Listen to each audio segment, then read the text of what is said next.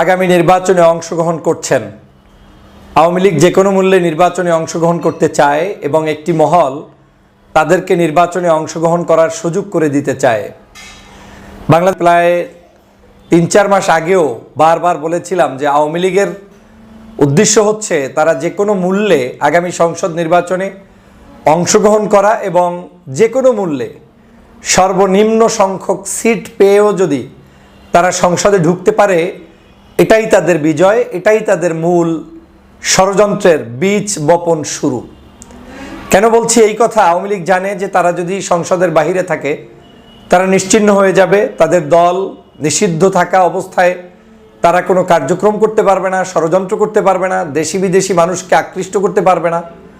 যে কারণে তারা তাদের প্রয়োজনে, এবং সেটা যে প্রয়োজনে বাদ রাখবে কিংবা বাহিরে রাখবে সে এমনটা নয়, বরং শেখ হাসিনার পরামর্শেই এই কার্যক্রমটা তারা করে যে কোনো একজন তৃতীয় ব্যক্তিকে, ধরেন সাবের হোসেন চৌধুরী কিংবা অন্য XYZ তাদের আওয়ামী লীগের নেতা, তাদের যে কারো নেতৃত্বে একটা এগ্রিমেন্ট করে তাদেরকে নির্বাচনের পথে নিয়ে আসা হবে। আওয়ামী লীগ ভালো করে জানে যে আওয়ামী লীগের যদি একটা খোরা, লুলা, ল্যাংরা, চোখ নাই, হাত নাই, পা নাই, কিচ্ছু নাই, শুধু বলা হয় লোকটা আওয়ামী লীগ, ওর জাত পাত বংশ যা আছে সবাই এসে ভালো করে জানে।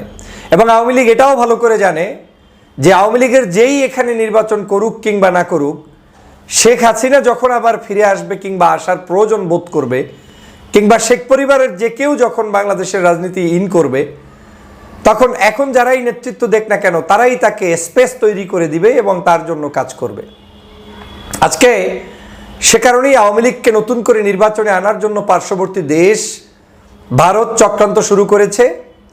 পাশাপাশি বাংলাদেশেরও ইতিমধ্যেই শোনা যাচ্ছে রাজনৈতিক অঙ্গনের কিছু কিছু জায়গায় তারা সমন্বয় করে আগামী নির্বাচনে তাদেরকে রাস্তায় রাখতে চায় কিংবা অংশগ্রহণ করাতে। এই কয়েকদিনই ভুলে গেল ২,০০০ মানুষের হত্যার কথা। ৩০ থেকে ৫০,০০০ মানুষ এখনো কাতরাচ্ছে বেডে, হসপিটালে, সেই কথা। আওয়ামী লীগ যে জাতে একটি খারাপ দল এবং তারা যে জাতে মাতাল তালে ঠিক, যখন যেটা প্রয়োজন সেটাই যে তারা করবে এটা বাঙালি এত অল্প সময়ে ভুলে গেলেন।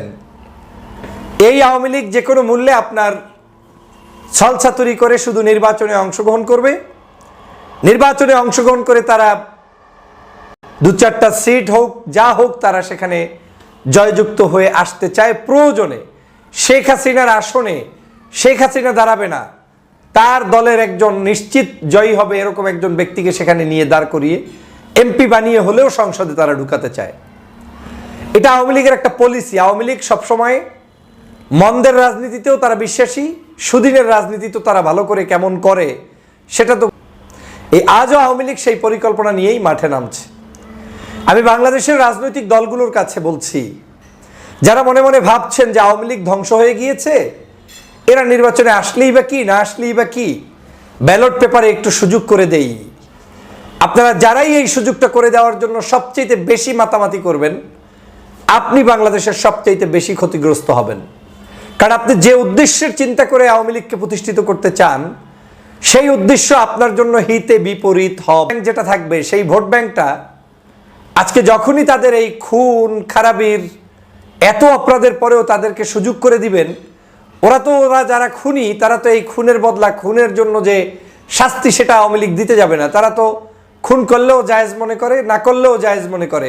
তারা তো তাদেরকে একটা ধর্ম বানিয়ে ফেলেছে। অর্থাৎ তারা যারা অনুসারী তারা তাদের প্রার্থীকেই ভোট দিবে। যেটা ক্ষতি হবে সেটা হচ্ছে বাংলাদেশের গত ১৫ বছর পর্যন্ত যে জুলুম অত্যাচার করে নিপীড়ন করে গেছে, সেই যে একটি চোরার দল, এই দলটাকে আবার আপনারা প্রতিষ্ঠিত করার একটি সুযোগ করে দিবেন।